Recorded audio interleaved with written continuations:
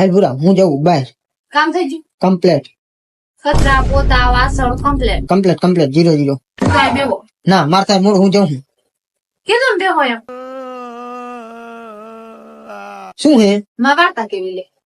શું હે વાર્તા બોલ. માં બેનપણીએ કીધી વાર્તા. શું એક સુખી પતિ હતો. કેરે હતો આપા કેરે ટાઈમ તારીખ વિડિયો કઈ સબૂત હે ઈસવીસન સાલ કઈ હે સબૂત પણ તમારી વાત તો સાંભળો પેલા. આપા કેરે હતો હું એમ કહું સુખી પતિ કેરે હતો. પેલા સાંભળશો તમે? ના સુખી હતો જ નહીં કોઈ પતિ.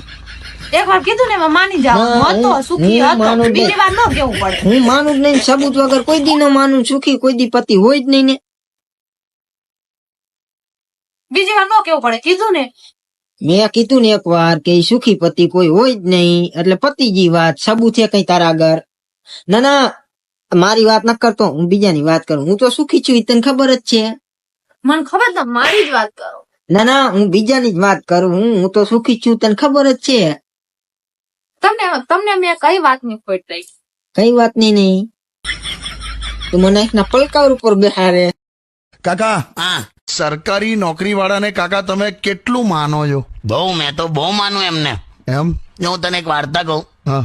એકવાર એક માણસ છે ને મરીને નર્કમાં ગયો. અચ્છા. ત્યાં આમ ફરતો હતો કે કયા નર્કમાં જવું એમ. એટલે કોઈ ફોરેન ના નર્કમાં કેવું હોય એમ.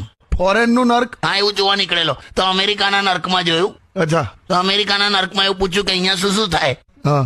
તો પેલા કીધું કે જો અહીંયા પહેલા કે ઇલેક્ટ્રિક ખુરશીમાં બેસાડીને 1 કલાક સુધી તમને કરંટ આપવામાં આવશે. અહં. પછી એક ખિલ્લા લાગેલી પથારી હોય ને એમાં સુડાવી દેવામાં આવશે.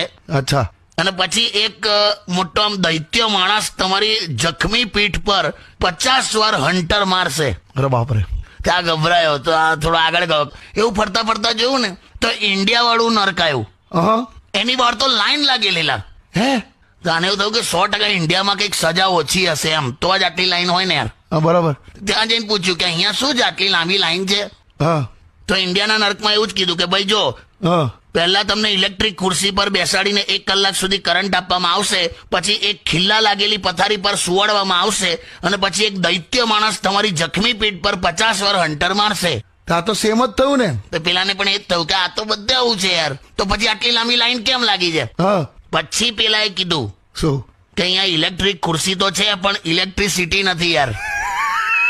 ખિલ્લા વાળી પથારીમાંથી કોઈ ખિલ્લા જ ચોરી ગયું છે.